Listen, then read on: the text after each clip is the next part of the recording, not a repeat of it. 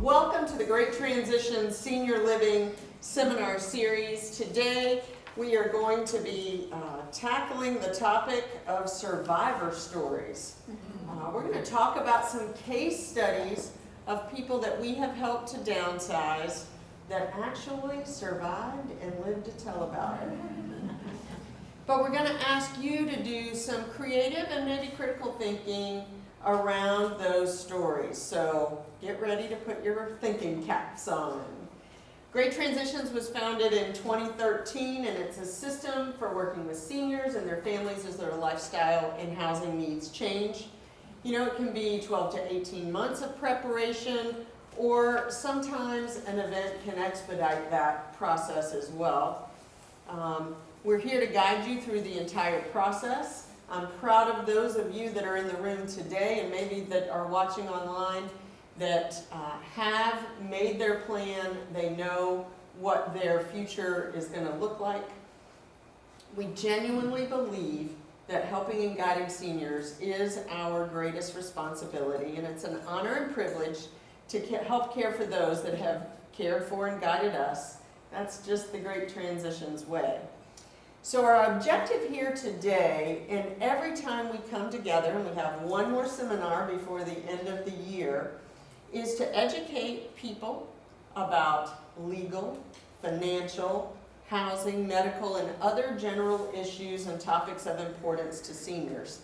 We are not here to try and sell you anything. Neither are our educational partners, and that's why we're in business together for this seminar series. We all have a heart for helping. And so just know that you're not going to be hounded if you give us your information. If you want to talk to one of these educational partners, let us know. I won't say a free consultation, but they're happy to talk to you, and the consultations are free. But that just sounds kind of cheesy. They're happy to talk to you and answer any questions that you may have, no strings attached. But we do always put this challenge down in front of you. And Linda kind of referenced it a little bit when she was talking earlier. Who's going to be tasked with making the decisions for you when you are no longer able to do so yourself? Will you agree with those decisions? And have you shared that plan that you created with your loved ones or trusted advisors? Right? So we always want to leave you with something to think about. And with that said, we're going to jump into talking about how others made it happen. Because for most people, when we're thinking about a move, really no matter what age we are, it can be overwhelming. But if we've been in our house a number of years, that just compounds. How many of you have stuff? Even Andre, he's probably the youngest person in the room, and he's got stuff, right? And that stuff is heavy. It might be a feather pillow, but it's heavy because it's taking up space, right? So one of the things that we talk about a lot is making a proactive move as your goal, rather than a reactive move. Because if we move reactively, what happens? We don't have time to maybe process the decisions. Our choices may be very limited let's say we need long-term care. And we haven't made a plan for where we want to go. And so boom, it happens out of the blue, it's subject to availability, right? And you may not be able to go to the place that you want to go to. The other thing that I want to talk about, and I spoke on Saturday at a virtual event for Modern Widows Club. That's an organization that's very near and dear to my heart, has helped me through a lot of things, and I was able to speak to them last Saturday for their Widow Empowerment event. And we talked about getting in touch with your emotions. because it's really hard, especially for that talk related to real estate, because you've got this big asset and yet that's where you had all your time, right? So acknowledge and validate your feelings, in this case, about a possible move, including things like fear or excitement, sadness or anticipation, right? All of those things are probably going to run the gamut on any given day. I mean, think about it. You're able to maybe clean out the closet in your guest bedroom and get ready. That makes you feel empowered. And then you look at the rest of the house and you're like, oh my gosh, how am I ever going to get through this, right? So it just is kind of up and down. Scripture tells us to everything there is a season, a time to keep and a time to throw away. We're going to talk about that today. Later life moves often involve letting go of possessions along with outgrown identities and responsibilities. I've got this plaque from when I worked in the hotel business, and I worked for Merv Griffin, and I got awarded some valuable award. What was the major award from Christmas Story? That's what they always call it. It wasn't a lamp leg, but I got this little plaque thing, and I've hung on to it. There's a memory, maybe, but I'm not even in that industry anymore. It doesn't help me today. I have the memory of it, and maybe that's all I need, right? Releasing the excess stuff, which we all raised our hands that we have, in our life is an essential part of making the transition. Whether it's deciding we've got someone that is staying in his home, but he moved some family in with him. So there was some stuff that had to be done and rearranging in the household. So it could look like that. Or it could be that maybe you downsized 10 years ago and you're in a condo or a townhome now, but you're looking to go to a senior community. So maybe that is going to be a little bit easier. Or maybe you've been in the home 30, 40, 50 years, and there's an accumulation of stuff there. So we also want to acknowledge to allow plenty of time for settling in and adjusting and adapting to your new home. Just because the physical move is complete, it doesn't mean you're done with the transitions. And this is something, as we have moved people, even with the most seamless and best of circumstances, it's a transition. And it's hard because it doesn't feel like home used to. There's new people around, and maybe I lived in a neighborhood where it had been turning over and there were all young families, and now I'm in a place where there's old people, right? And that's like, well, I didn't plan this. And yet, our panel, when we did this topic last year, we had 2 people that had moved, and I remember one of the things that Leanne said was, there are times when I go back to think, I wish we hadn't, maybe we should have done this different or whatever. And then she said, I have to be present and remind myself that this was the smart move for me and my husband going forward. And there's always going to be regrets, but we can't live in coulda, woulda, shoulda, or what if land. Playing that game never wins, right? So with that said, what we're going to do today is we've developed some case studies of people that we have helped move. And I'm going to give you a history of those. I'm going to read them out to you. And we'll have some bullet points on the screen with each one. And then, as we go through these, we're going to hear about some of the things that went great, maybe where there were some bumps along the way. And our educational partners are going to help. We're going to have some discussion questions. So it's kind of like going to school today, right? We're going to have some discussion questions around these stories. So I will tell you the names have been changed to protect the innocent, but the circumstances are real. Okay. So the first is the story of Jack. Jack was a widower who lived in his home for close to 30 years. His wife passed away after a lengthy illness. Their neighborhood had changed much over the years, and Jack barely knew any of his neighbors, certainly not more than the casual hello out by the mailbox. Now Jack, his wife had been gone for, I think, about 10 years, and he had gotten involved in several community groups, and those met once or twice a month in various locations, and he was having to drive, and it was getting, traffic. He lived in 32817, which is like the University Boulevard area. Lots of traffic out there, especially as UCF has grown. His wife had been the decorator and the chief cook and bottle washer in the home. And everything in the house was pretty much like it was when she passed away. Only it wasn't in as good a shape, because he had little desire to keep up with the joys of home ownership and housework, right? Johnny Moppin is no fun. After considering his options, Jack decided to move to a continuing care community. His big struggle was, what was he going to do with all the stuff in the house?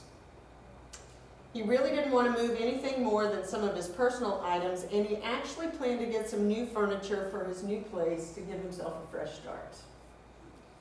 He contacted an estate sale provider, and this was before he contacted us. They agreed to conduct an estate sale before Jack moved out, so he's still living in the house. It turns out that they just cherry-picked a few items to sell online and sold virtually nothing and then ghosted Jack. And that's when he called us.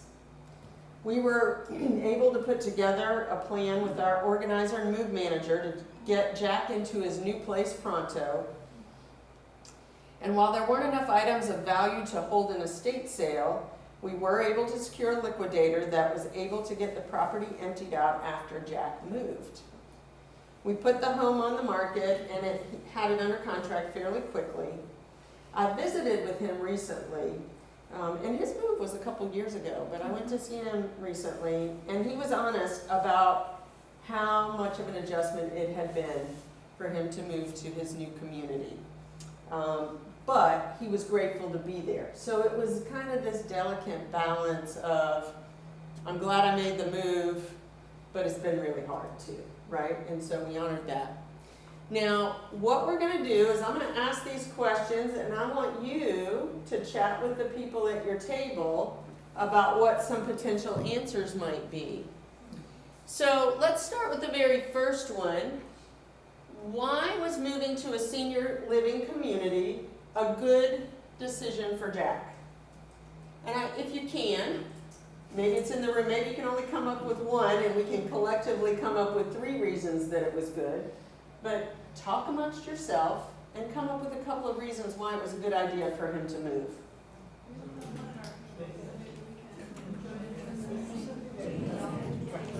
All right. Let's come back and answer the question of whether or not it was a good decision for Jack to move to a senior living community, and maybe 3 reasons why. Brittany, who's a record keeper at your table who wants to tell us one? We didn't designate a record keeper. All right, they well, knocked it out of the park. It's a great thing to share. Pick somebody. Harriet. We said it was a good decision because he needed to socialize. He was so isolated in his neighborhood that it changed. He needed to be somewhere where somebody else could drive to, maybe to the store. He could go on trips like that. He was not keeping his house up, so the repairs were going to be a problem. And the 4th thing was nutrition.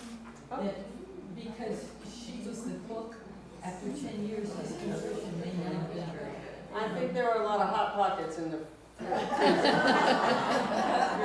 You're right. Well, bonus, you guys got a bonus because you came up with 4. Does anybody have an extra one that they might want to share? Okay.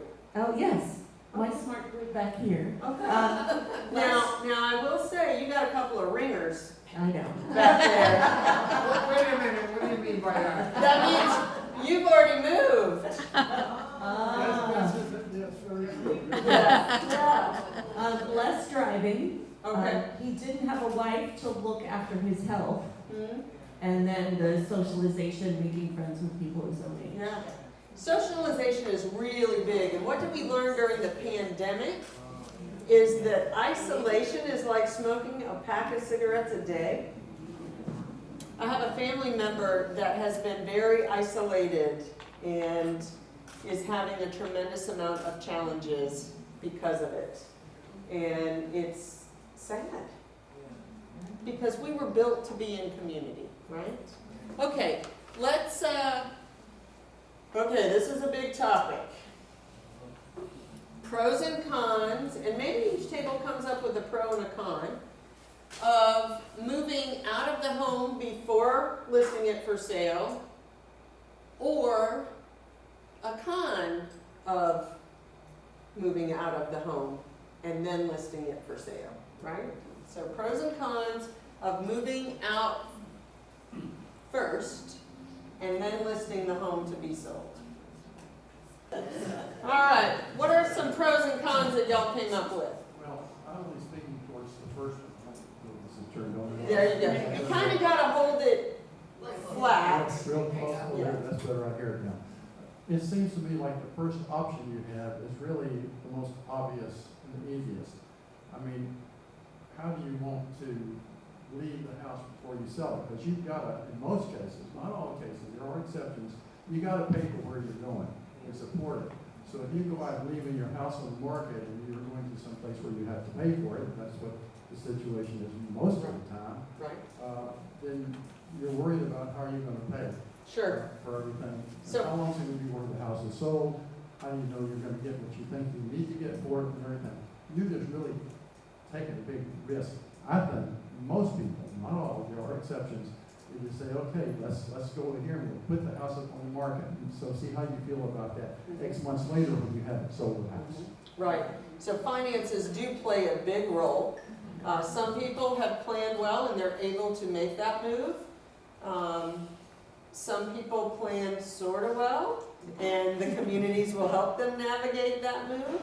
There are a lot of options, but that's definitely something. And the reason why I asked this question, and we're going to kind of get into it in the next one as well, is you need to be consulting your CPA and your financial planner, both, because the CPA is going to look at tax implications, the financial planner is going to look at cash flow going forward, right? And so it's a balance of getting those advisors, and you probably want to also discuss with family members.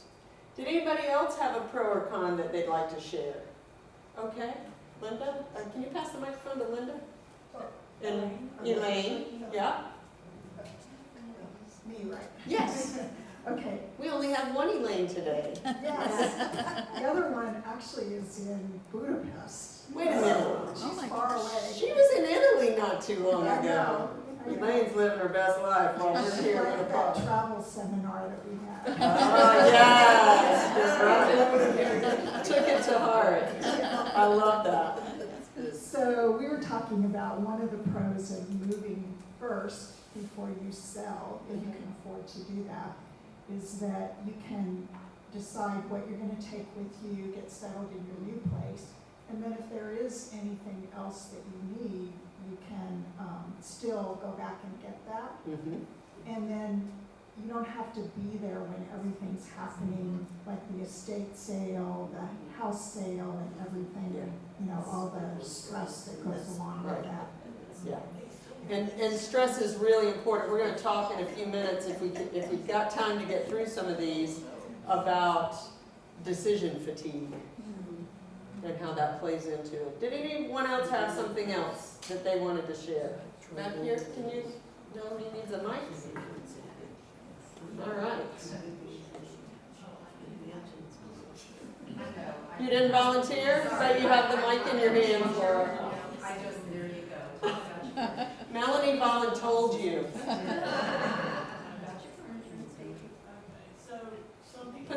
microphone a little bit closer. Some people want to stay and some people don't.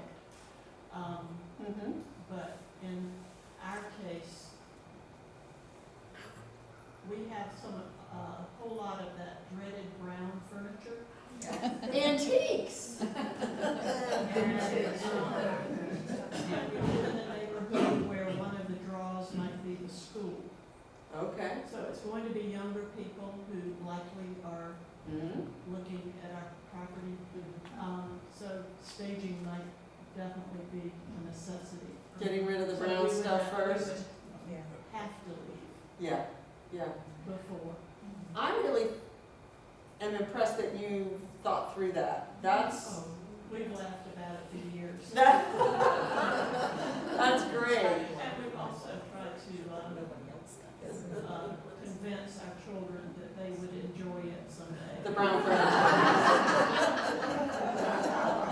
That's why Jack got all new furniture when he went to, because his was brown, wasn't it? Yeah. It absolutely, and if memory serves me correct, it was brown plaid. Yes. Yeah. Yeah.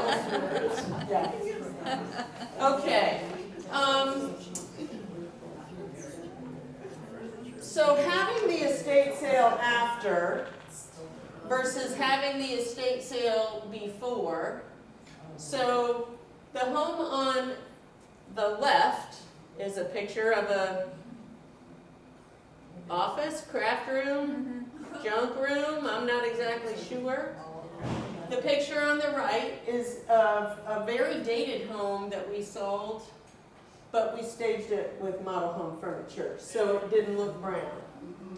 Right? Same thing down below. Those lovely Roman shades that they probably paid $1,000 each for on the left versus another property that was staged.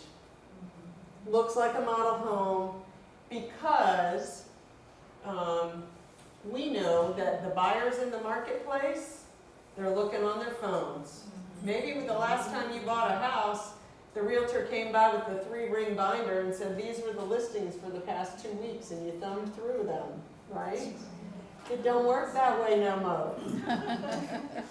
We've got to catch attention on the visual for the online, and it's got to fit in a phone screen, right? First, and then maybe on a computer screen. So when Jack had the estate sale vendor come in, and began to do some of that stuff, it was kind of challenging. So what I would like to talk about with this third question is, how do you know the people that you're talking to are the right people to be talking to about all the things that you need for the move, right? The movers, the organizers, the CPA. Maybe you don't have a CPA. Maybe you don't have a financial planner. Maybe you don't have an elder law attorney, right? How do you go about, I'm going to change this question up, because we know it's important to find the right people, but how do you do it? How do you find the right people to help you?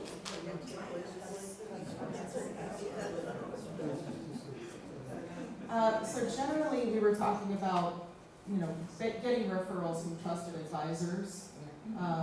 And Joanne has a trusted place that she goes where she's familiar with the people there, and then they have recommended advisors. So whether it's someone directly that somebody knows or recommends, at least she's got somebody she can go back to and say, look, this dinner didn't work.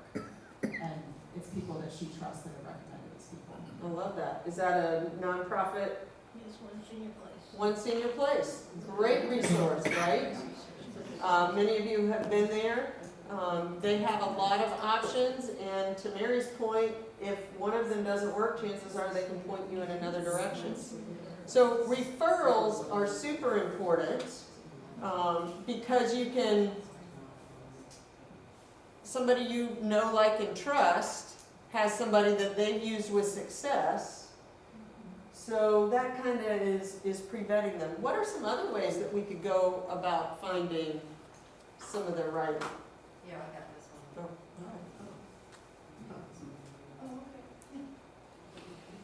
All right. Well, Elaine and Bobby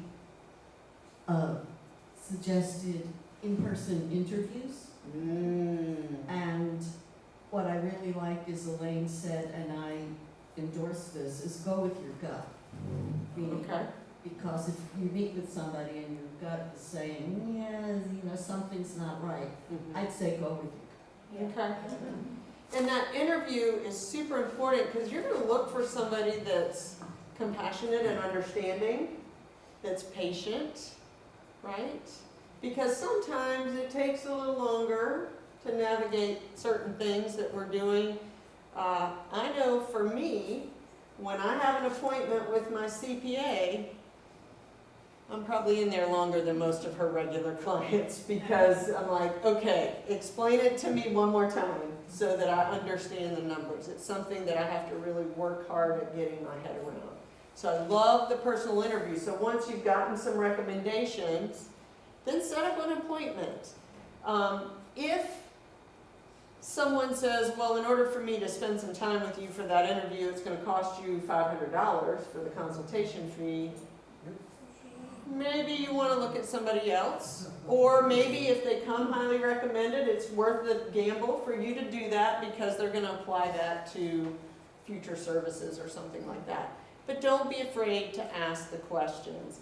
And I do love that you guys talked about the importance of the relationship, right? Because if you're not comfortable, you're not going to be comfortable asking questions, okay? Referrals, interview, did anyone come up with anything else? Brittany? I just want to put in a plug of what not to do, too. Okay. Because I do see this quite often. I'm in a few, like, very generic Facebook groups. You know, some of the neighborhood Facebook groups for Winter Park or Cassowary or Moms of Oviedo. And I see it often, more and more. People go on and under their anonymous name and say, my mom needs a nursing home and I feel lost and she only has this much money and I don't know where to go and does anyone have a good one? Or my mom needs this, or I have an aunt that needs that. And that's really, anyone who works in this industry knows that that is not enough information to give a good recommendation. And they're anonymous, so you can't really ask more questions. And then you see later on 25, 27 comments of people giving bad advice. And it really kills me a little bit inside to see it. So everything on the internet is not trustworthy? So I would just say stay off the Facebook groups where you don't really know who's going to answer your comment. You don't really know, you didn't give enough context to get good advice.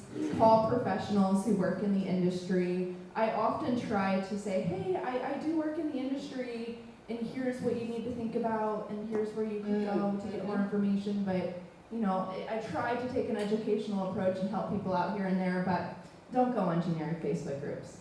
Okay. I love that. And because everybody's situation is different, we do need to be wary of where we're getting the information from. And I will say again, our educational partners are a wealth of information. So maybe you have a family member in Des Moines.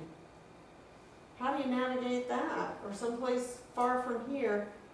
I know that I can call our communities, I can call Linda, I can call Sean and Dana, I can call ADRC and get at least some direction that I need to go with. So these are the trusted people. Robin, did your table have something to add? Asking a friend who's just done it or done it recently. Exactly. And Frank, anything else? It's primarily essentially what she said. You start off with somebody who starts, your first point of contact, so to speak, and you vetted them as much as you can and think, okay, this looks like a good place to go, I'll go with this person first. And you do that, and you talk to that person, see whether you like them or not, whatever, and you make notes, blah. But you also get recommendations or information from that individual. Who have you done this for previously? Right? Give me a reference. Give Ask me for 2 or references. three references. Ask for 3. Make up your own number. 3 references, say, whatever. then you go to those references and you talk about that person. Sure, And then you can move on and do it with somebody else in the same pattern. I love That that. way you've got a history. I don't see how you can do it any other way, at least to start with. Because this is looking at people that had it done. Are you happy with it? What's the validity of what you told me? I think you're right. It sounds good to me. And you do that with 2 or 3 people who have been with this Sure. individual. And I don't think I'd do any other way to Yeah. start with. Yeah, I love that. Brittany, you want to grab us some? Oh, and pass it on to somebody I didn't else? pass it because I can hear him just fine. Okay. I didn't really Well, we think want to make sure that we're picking it up on the recording, so I'll ask the educational partners to just hold on to that while, Linda, maybe you can grab his mic from behind you. There you go. Sorry, where are we? That's okay, that's okay. Where are we? Just hold on to it for now. I know when we moved several times and we're trying to find schools for my son, I would call and ask for the president of the PTA, Oh, that's good. right? Because I knew that person was involved in the activities at the school and and it was a parent. So they weren't gonna give me the company line or whatever, they were gonna give me some legit information. So finding those referral sources is really great. You guys are doing great. I'm proud of you. Now, I brought 4 case studies. Yeah. We're not gonna stay till next week, doing these, but, I think we're gonna jump into the next one and see if we can get through it. This is the story of Dick and Jane. We received a call from a service provider about a couple that were making plans to move to one of the local communities. He had experienced some serious health challenges and she was still working remotely while also being her husband's caregiver. They had no children and no family close by. When we met with Jane, her husband was in the hospital. And while we were able to talk to him on the phone, we actually never had the opportunity to meet him in person. In theory, the move was slated to be an easy one. The couple had downsized. They moved here from another state into a 2-bedroom, 2-bathroom villa in a gated golf community. So, and they were pretty minimalistic, didn't have, because they had already downsized. They were moving to a similar sized apartment, so most all of their items were going with them. We knew that there would be no need for an estate sale, really just cleaning and taking out a few things that got left behind. We helped to navigate the move and get them resettled in the new place while Jane was spending her days at the hospital with her husband. So this was very stressful. She actually had to take a leave from work. And she was much younger. I think she was 61 at the time, and most of the senior communities are 62 and up. So he was older, so they were able to get into a community that way. I can't imagine trying to make a move under those circumstances. Logistically, the move itself was easy, but the emotions surrounding the move were heavy. Dick was really pushing for the move, bless you. Although I think he knew that he was never going to leave the hospital, he wanted to make sure that Jane got settled. And I think she just wanted time to stop. Dick wanted Jane to be comfortable and be in a place where she didn't have to worry about the burdens of homeownership. Even though they were in a villa that took care of a lot of the exterior, there were still interior things that would have to be taken care of. Sadly, Dick never got to live with Jane at the community. He passed away before he could get released from the hospital. But he knew that she would be well cared for and have community around her at a time when she needed it. Jane was able to return to her work, which helped as she processed the grief. She was also comforted in knowing that she was surrounded by several others who had also been widowed. After the move, Jane and I were talking, and she shared that there was no way she could have made the move without the help we provided through the move manager, repairs that needed to be done to the house, and selling the house, because she was at the hospital for most all of it. I'm grateful that we could make it easier for her and that she and Dick could spend as much time together in the little time that they had left. They had planned but his illness caused them to execute the plan a little bit faster, so it was a little messy, right? And a little different than it might have been had he otherwise been healthy. So let's talk about some questions about Dick and Jane. This is something that we talk about a lot. Why should someone move when they're managing things okay in their current home? Why should someone, and maybe the better question is, consider downsizing when they're managing things just fine, all by themselves? So I'm gonna let you guys talk about that. What are some things, why should they consider what it might look like if they downsized when everything's going just fine?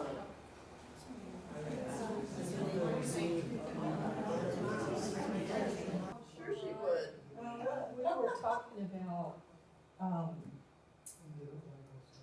well, it all goes back to remembering to have a plan.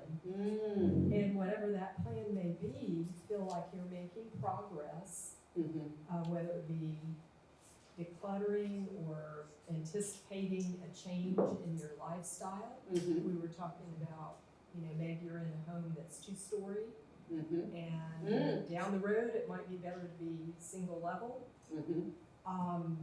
But in this particular situation, the wife was younger, she was still working. She could probably handle some things, but there was a lot of emotion involved. And support in community.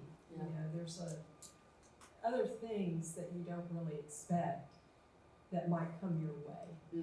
And how are you going to handle that? Yeah.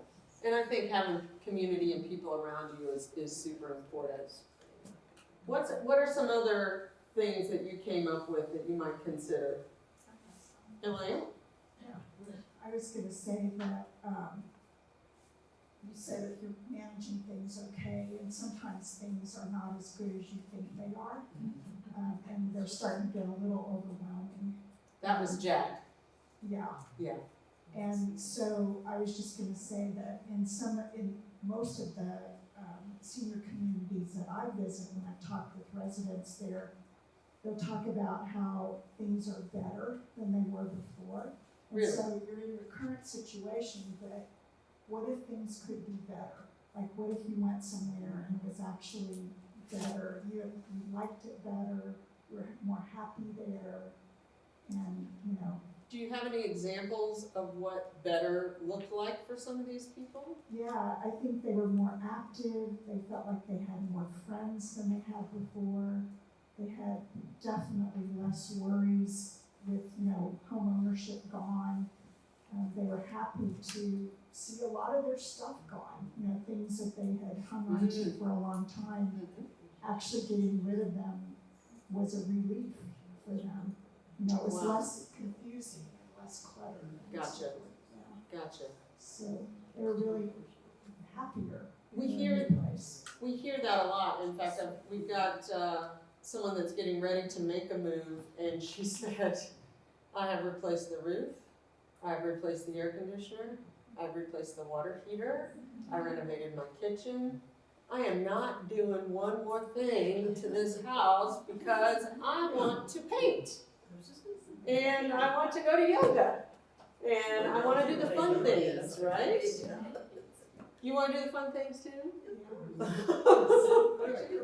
Right, because when we don't have to clutter our minds with the things that we have to do, and we get to do the things that we want to do, it does lead, I think, to a higher quality of living and more vibrant living. Just, we don't have to clean a space that's bigger than what we have. Just even simple things like that. We don't have to clean a space that's bigger than what we have or are currently using. Than what we need. Yeah, than what we need. I downsized from a 4-bedroom, 3-bath house with a pool to a 3-bedroom, 2-bath house with an office. And that's one less bathroom to clean. And those of you who clean know that the bathroom takes the most time of all, right? And when I was on my knee scooter last year, it's a newer home, so it was very open. It was easy for me to wheel around the house. And yet, I'll probably downsize in another 10, 15 years, maybe to a condo that's 2 bedrooms and 2 baths. It's even easier, right? Because there are more things I want to do. I want to travel like the other Elaine. Or Joanne, who just got back from an amazing trip, right? I'd love to be able to do that, but it's hard when I had my sprinkler guy out, and a couple weeks ago my air conditioning, I don't want to mention air conditioning, we've both been having some battles. Yeah, so all of those things. When you look at Dick and Jane's move, how many of you think it was a proactive move?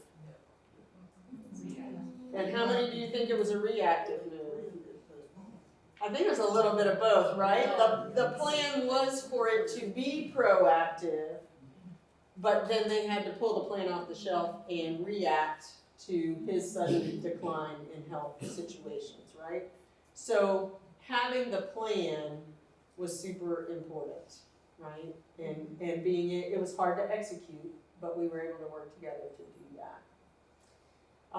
In the interest of time, we're not going to jump into another case study, but I would like to open it up for any questions that you might have based on the things that we talked about here earlier, or questions that you may have burning in your brain right now. Maybe something triggered. Does anybody have a question? Okay, Linda, can you bring that over? And what's your name? Linda. Linda. Of course. Well, that's easy. Linda Freeman. Oh, yes, Lindy, nice to see you. Very nice to hear from you. I think we have a quorum. Oh, yes, okay. We may not have all the Elaines, but we got the Lindys. This is embarrassing, I'm gonna do it anyway. I used to have a place that many of you are familiar with that closed down, and you could take clothes that were in good condition, only women's clothes, not men's, and they would consign them for you. Okay. And what was the name of the place? Oh God, I can't think. It's the place that moved from Edgewater Drive in College Park to Top Drawer. Yeah. But now I don't have anything like that. Okay. So And, what's your question? is there anything else like that where, so you know, that So was you're the looking place- for a consignment store? Yes. Okay, great. Does anybody know of a consignment store where they've taken things? Look around the room, right? Yeah, you can come see me afterward, I know a couple of places. Okay, perfect. Perfect. See, that's the beauty of coming together in community.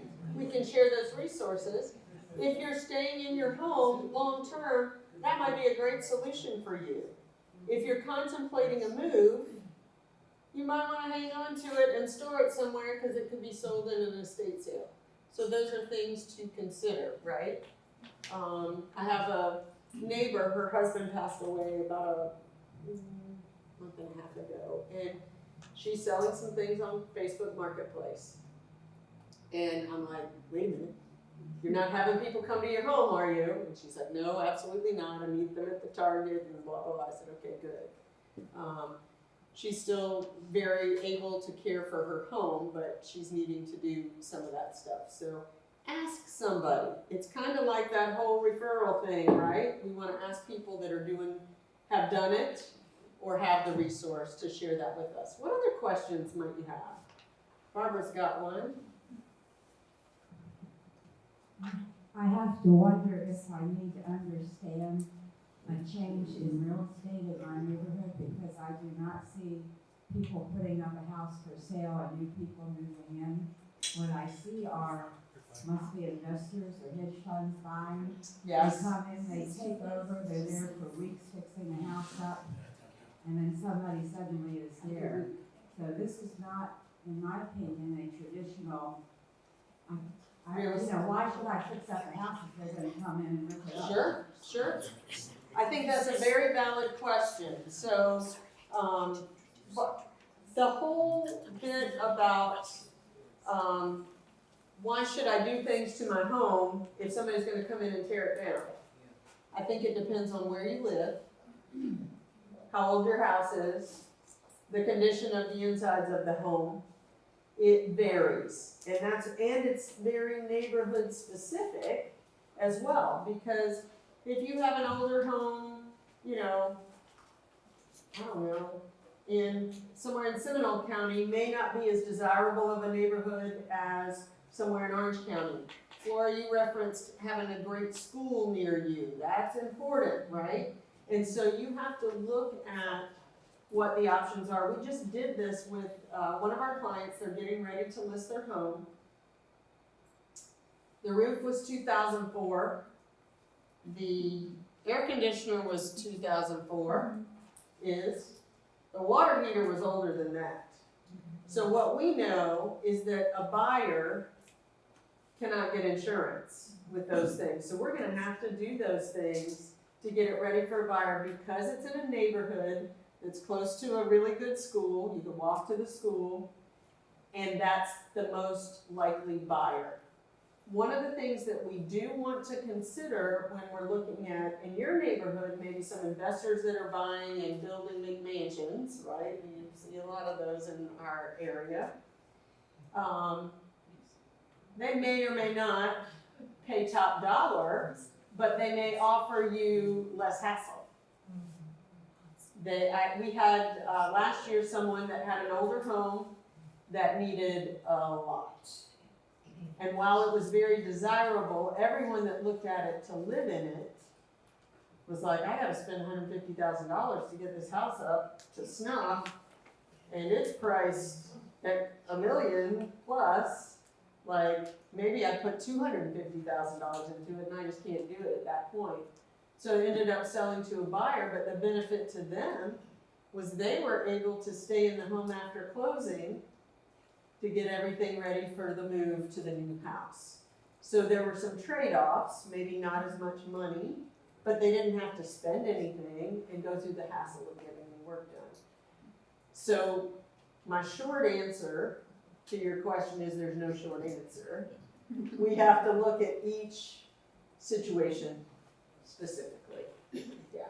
And you have to decide what your goals are around selling the house should you choose to do so. Does that make sense? Okay. Good. And got time for one more question. Well, then I'm going to ask you a question. Did we try to sell you anything? Did you like this format? Yes. Okay, all right. Well, we're working on our 2026 schedule right now.